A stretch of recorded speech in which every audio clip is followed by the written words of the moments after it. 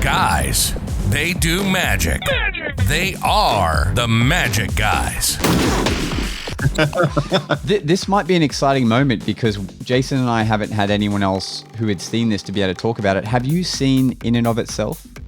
I have. All right, give us your thoughts. Good. It took, how many months did it take for me to get you to watch it, Jason? It took a while.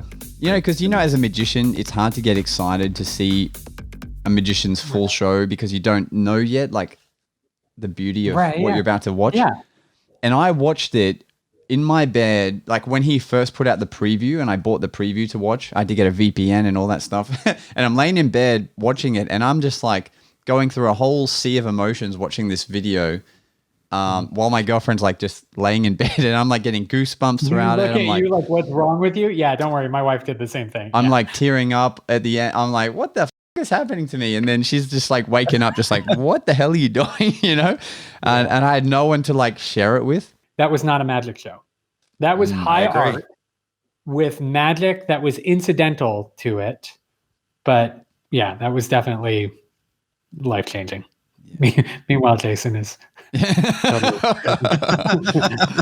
that was life-changing too, Jason. That was nice. That was like, yeah. He's like, yeah. That was about the that was a theory on mitosis. That's pretty good. That was really good.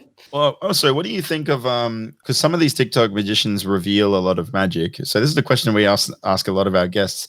What do you think of that, where they revealing magic for clout, I guess you could say? All right. So you brought this next part on yourself. So I'm sorry. All right. So here we go. All right. So I have 5 E's. I've got a scale, right? This is a scale that I came up with to finally just classify how magic is presented to the outside world. And it was a way that I could use it as a good barometer for the content that I was creating, especially for YouTube. And built this out long before I ever posted my first YouTube video. So the lowest form is exposure because it's the easiest, right? Mm-hmm. It's zero pain, zero work on the person who's doing it. They don't even have to be a magician. They just have to watch a tutorial and then take snippets from the tutorial and post it out there and say, see, that's how Shin Lim did his FISM winning routine. You're welcome, America. And then they hang up the phone, right? So exposure, it's not the exposure that I find offensive. It's the work they didn't do to do it. They didn't add anything to the equation.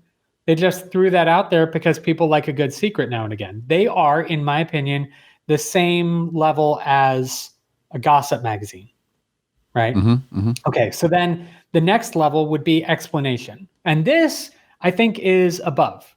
And that's because in a lot of cases, it's done by the person who would normally be performing it. So you at least have like the magic connection. And there's some context for what's going on. You're not just throwing up diagrams and saying, good luck. You're actually taking them down the road a bit. And then you have... let me see. So we've got exposure, explanation. We have, trying to think of the word that I used. Education? Let's call it education for now. Okay. But education would be further, right? You're trying to like get the person on the other side to be able to repeat what you're doing, right? This isn't just you're trying to get them to understand the concept. You're trying to get them to be able to repeat the concept afterwards, right? The next one is edification, right? Oh, God damn it. How do I spell that? Edification? What is it? Edification? Cool. Edification? I think that's right. I could be wrong. That's close enough. I was a math major, so spelling sucks for me, but I look it up. Edification is the thing where you give people an appreciation for why it is that you give a damn about this. Right. It's where you don't even just teach them like the routine. You teach about why it matters, why the person who invented it is so important, or what it is that they had to deal with or struggle with in order to get to where they were, to where the whole magic world listens to them. It's the history, it's the people, it's the context within the world that they were in, Like I interviewed Steve Valentine and he made a really good point. And in all of his research and history, one of the things that he noticed is magic didn't just change because the audience changed.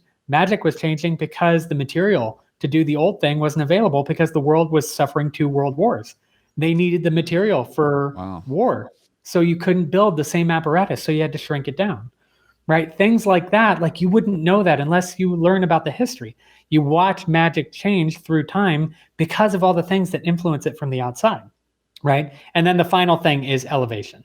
Elevation is where magic is brought to a higher level, and it only happens through 2 means. Magic speaks to something outside of itself, or something outside of magic speaks to it. So I think we can all agree one of the main reasons why in and of itself was so powerful is because it elevated the craft to something that people hadn't seen before.